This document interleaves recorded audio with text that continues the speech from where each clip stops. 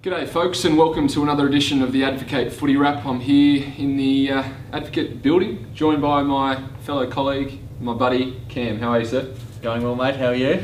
Very well. Another big weekend in footy coming up, folks. We've got we'll focus on the TSL first, considering we've probably got the match of the round just along the road here at West Park between Burnie and reigning premiers North Launceston. I'm heading along, looking forward to it.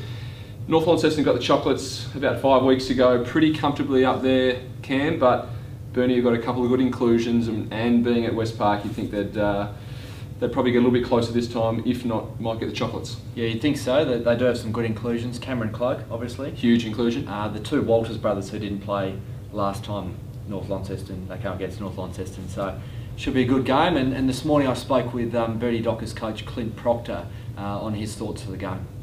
Clint, big game this week against North Launceston. Last time we played them, it was they got hold of you. So what did you learn from that time around, and what will you take in to this week? Maybe the structure of our forward line.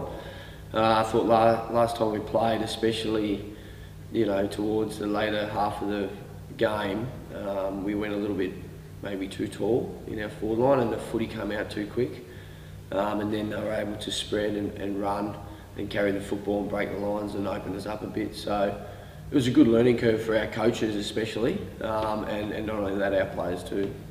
Sure. How much of a difference does this ground here make? A bit smaller than Aurora, so do you think it suits your style of game a little bit better against this opponent? Well, there's no doubt you have to win your contested football here, and it's a little bit tighter. So hopefully that does work in our favour, and obviously, it is a home ground advantage with Burnie. That's evident with the way we've played here this season. We need to take advantage of that and really take it up to them early and be in the contest. Some big inclusions this week: Cloak, Andrew Lee, and McDonald. So some real goal kicking power there. I understand Tarrant's not going to play for them, so you might hold sway in that area. Yeah, well, look, if we can get enough entries into 50, there's no doubt that we can score goals, and we're going to have obviously plenty of options with regards to those ins. Having said that, sometimes they can be to your detriment. They all have to realise they're going to play roles this week, and it might not be about them. Going into the bye, you've got this week and then obviously Devonport next week, so two huge games. If you could win those and go into the bye 7-1, that'd be huge for you guys, wouldn't it? Oh, there's no doubt that the next fortnight, it'll determine whether we are a top 3 team or not now. And I'm not hiding behind the fact that we're good enough to play finals. Now we'll find out if we are actually on the improve and are credible to be a top 3 team. So that's our next little project we've been working at. I thought we played we were professional down at the Tigers. We got the job done, which is expected, and now is a real test of the character of the group and how they can go about responding to North Launceston and the loss we had, and also then Devonport the week after on their Dunhill, which is going to be a massive game. So we'll find out where we're at in 2 weeks. Going to the other game of the round is in Hobart this weekend. Devonport are heading down there to tackle Glenorchy. How do you think that one might go? You think the Magpies, the Northern Magpies, might struggle with those outs, a couple of big outs. So who are the outs? Sorry, Aaron McNabb, he's got a hamstring, and Phil Croden suspended for 2 games. So 2 pretty key players at either end of the ground. You'd think they would be up against it, but who knows? Who knows? But yeah, I think you're on the ball there saying they're up against it. Glenorchy, yet to drop a game this year. I didn't pick it. I know Aaron Cornelius is not out in the ground, and I think everyone just sort of assumed that they would fall away a little bit this year, but they've been extraordinary down there, and the 3-hour bus trip on the way down is a long way to go, and you'd think the Southern Magpies will just continue rolling, but let's not discount Mitch Thorpe and his men, because they've improved vastly over the off-season. And just quickly, Jordan, on the state team, obviously a few inclusions from, obviously the squad was announced last week, a few each from Devonport and Burnie, but there's a few inclusions from Burnie. Dylan Smith, Clint Proctor himself, and also, who's the other one? Clay Hardy. Clay Hardy as well. So, and Clint had a few good things to say about that earlier today as well. The state side, so you had a couple of players added into there, including Clay Hardy, so and yourself, I understand. Yep. So you'd be pleased with that? Yeah, well, that was really good.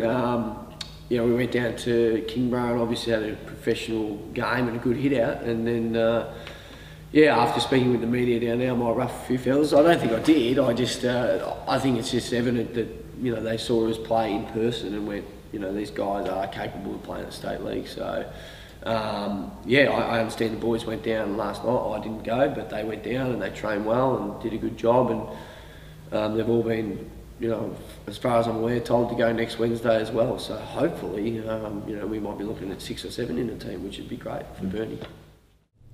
And speaking of inclusions, Jordan, there's an interesting one this week. Zach Smith, who's obviously a star midfielder at Wynyard. Very loyal to the Cats too, and that's probably a reason why he's never tried his hand at State League. But that's all going to change this weekend, because he is going to play a State League game for Burnie.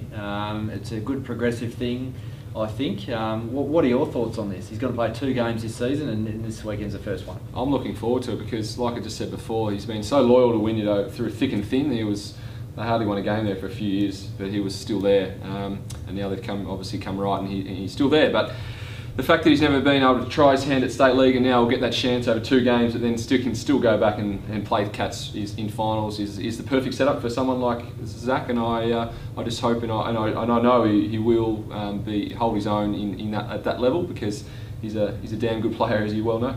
I agree, and I think it's great, as you said, have the best of both worlds. And Clint explained to us that just a scenario that they're trying to strengthen that relationship between themselves and also the feeder clubs from this area. And here's what he had to say. Yeah, great initiative from both clubs to try and promote, local football and to give guys an opportunity. Yet it doesn't necessarily affect the Wynyard Football Club. So Zach has agreed to play 2 games for Bernie this year, come onto the TSL list under different circumstances to most TSL players.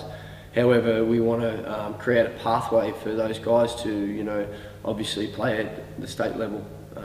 We need to create a relationship with Wynyard and the local clubs around Bernie and enable them to play state league football, which I've been working really hard behind the scenes with Errol Bourne, also Greg Sharma and Cleet Stretton, and they're in full support of Bernie and Wynyard working together and creating that relationship and pathway, which is great. Is it likely to be something that may not necessarily be a one-off this year? Like Zach will play 2 games, as you've said. Yep. Is there any other players that are likely to come and play for you guys this year as well in that scenario?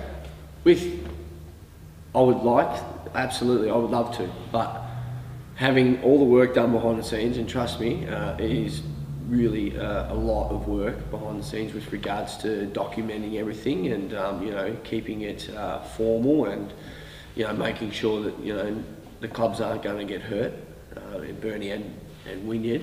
I don't think that we'll look to get any more in. However, next year we will maybe look at the opportunity to talk to Penguin, for instance, about a couple of their obvious prime movers to see if they want to test their waters at the State League without affecting their list. And then also, with regards to Smith or any DFA club as well, we want to make this initiative and a pathway for guys to, come on in, get around our culture and our players, understand the professionalism we have and the level that we're at, and to see if they want to, progress eventually. So obviously, the end result is that we want Zach to come and do a pre-season with Bernie in the State League, and hopefully he enjoys his 2 matches here and wants to compete at the state level, and then if he decides to do that, he's doing it with Bernie. So, just a final one. How do you think Zach's going to find the step up, because he's an elite midfielder in that competition? There's no doubt about that. Do you think he's going to be able to come in and just make an impact straight away? Yeah, I think he's old enough to understand football, and he's working with Errol Bourne, who's obviously a very good coach, accredited, that he needs to play his role, and he does. So whether he plays half forward, wing or midfield, he still needs to stay to the structures of the team, and then his natural ability and I guess ability to find a football will come. So, which is, and it's good that he's at an age now where it won't be all about Zach. He'll understand the team aspects and what's important to the football team on that day, and for him to play his role. And he'll be no different to anyone else. Yet it's exciting to see him go out there and compete against the state best. Very quickly now onto NWFL. We don't want to drag out for the viewers any longer. I think they might have been with us for about 10 minutes. But NWFL, 3 matches look like they're foregone conclusions. You'd all expect Ulverston to bounce back and beat Burnie at home. Wynyard will easily account for East. Latrobe will smash Smithton, I'm sorry to say, but the only one I took a second glance at was when I was doing my tipping this morning, was Penguin Devonport, but you'd still think the two Blues would be too good at home. Yeah, big margins. It's not good to watch. It's pretty hard to watch at times, but yeah, as you said, Penguin Devonport, the only one that really requires any toing and froing as to who you're going to tip, but you would think Penguin just that little bit ahead of where Devonport's at. But these big margins, not good for the competition at all, I have to say. Not at all. Well, thanks for joining us this week. The Advocate Footy Wrap. We'll catch you again next.